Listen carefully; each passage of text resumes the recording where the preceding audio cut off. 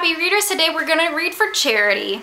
You are now watching Lizzie Books. So I was asked by the lovely Emma of Kyra Wolf 289 to read a chapter out of Alice's Adventures in Wonderland for the Royal National Institute for Blind People. And so this is to raise awareness for the blind and to get a lot of booktubers together for this cause. And so if you would like to read more chapters, I will post them below, and so you can go check them out. And if you would like to join this fun and read a chapter, you can go email Kyra and Emma, her name is Emma. I'll put the email address below. Okay, so today I am reading A Caucus Race and a Long Tale, which is chapter 3, and it says that a caucus is a private political meeting among party members. So, and I'm not that great at reading loud, so we're gonna do the best we can, and gonna make this rather dramatic, okay?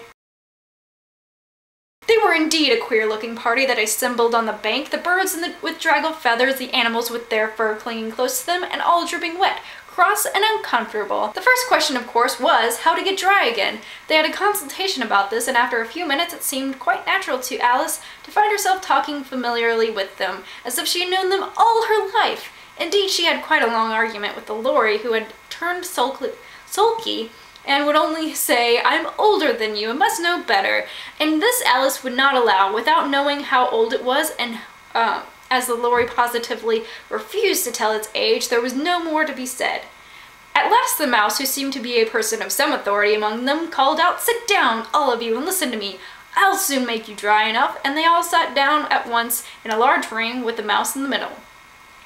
Alice kept her eyes anxiously fixed on it, for she felt sure she would catch a bad cold if she did not get dry very soon. "Ahem," said the Mouse with an important air. "Are you all ready? This is the driest thing I know. Silence all around, if you please." William the Conqueror, whose cause was favored by the Pope, was soon submitted to the English, who wanted leaders and had been of late much accustomed to usurpation and conquest.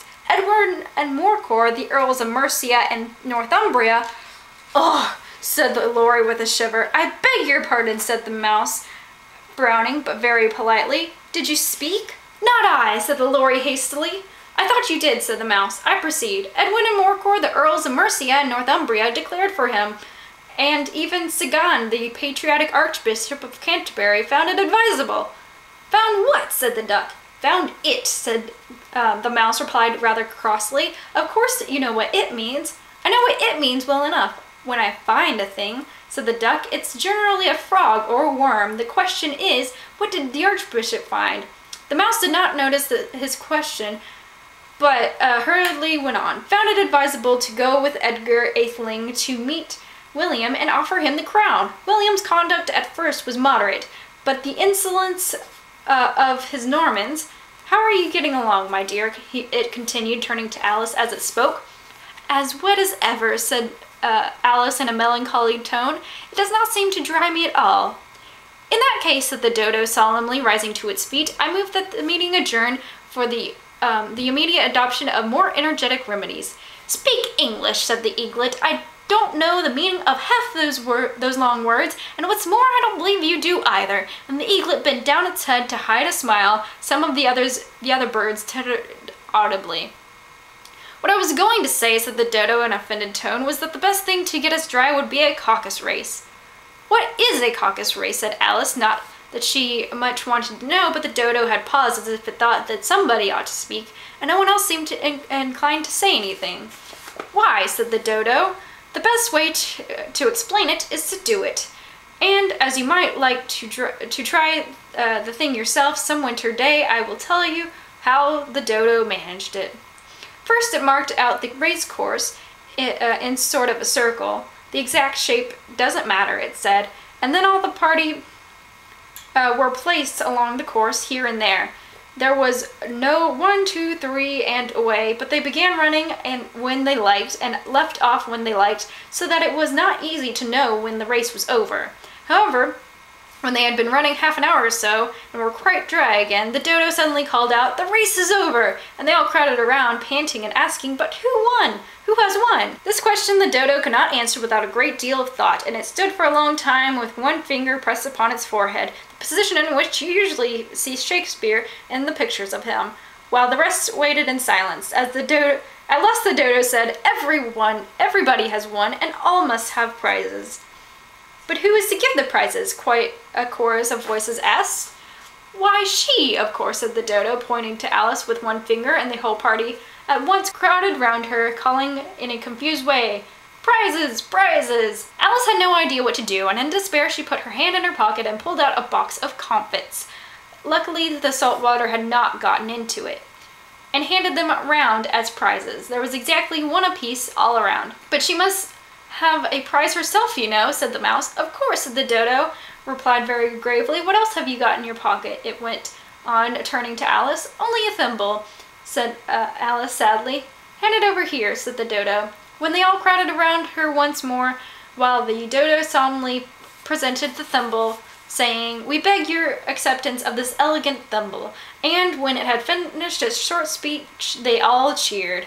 Alice thought the whole thing very absurd, but they all looked so grave that she did not dare to laugh, and as she could not think of anything else to say, she simply bowed and took the thimble, looking as solemn as she could. The next thing was to eat the comfits. This caused some noise and confusion, as the large birds complained that they could not taste theirs, and the small ones choked and had to be patted on the back. However, it was over at last, and they sat down again in the ring and begged the mouse to tell them something more. You promised to tell me your history, you know, said Alice, and why you hate C&T, she added in a whisper, half afraid that it would be offended again. Mine is as long as a sad tale, said the mouse, turning to Alice and sighing. It is a long tale, certainly, said Alice, looking down with wonder at the mouse's tail, but why do you call it sad?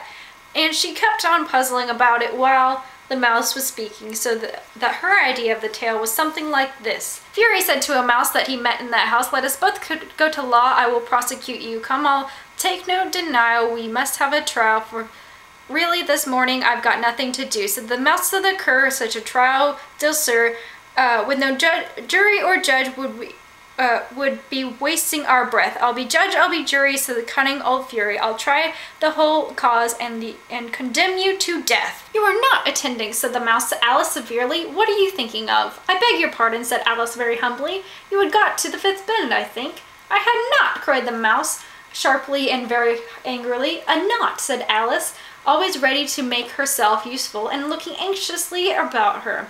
Oh, do let me help you undo it. I shall do nothing of the sort, said the mouse, getting up and walking away. You insult me by talking such nonsense.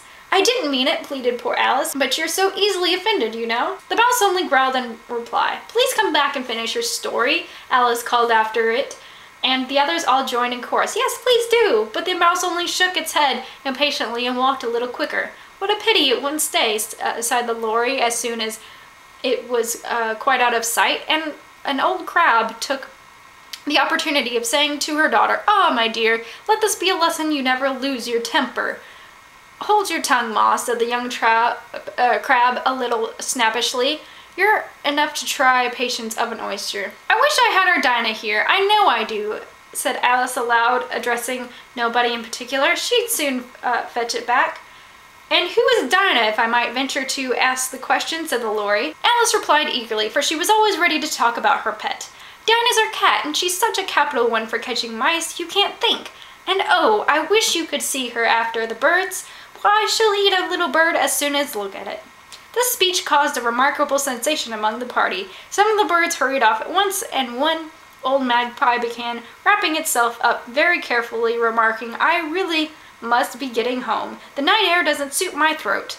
And a canary called out in a trembling voice to its children, Come away, my dears, it's high time you were all in bed. On various pretexts they all moved off, and Alice was soon left alone. I wish I hadn't mentioned Dinah, she said to herself in a melancholy tone. Nobody seems to like her down here, and I'm sure she's the best cat in the world.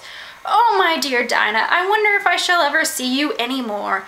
And here poor Alice began to cry again, for she felt very lonely and low-spirited. In a little while, however, she again heard a little pattering of footsteps in the distance, and she looked up eagerly, half hoping the mouse had changed its mind and was coming back to finish his story. So that is chapter 3. I will put annotations and links below for the next chapters in this story, and so I hope you all have a great day and keep reading.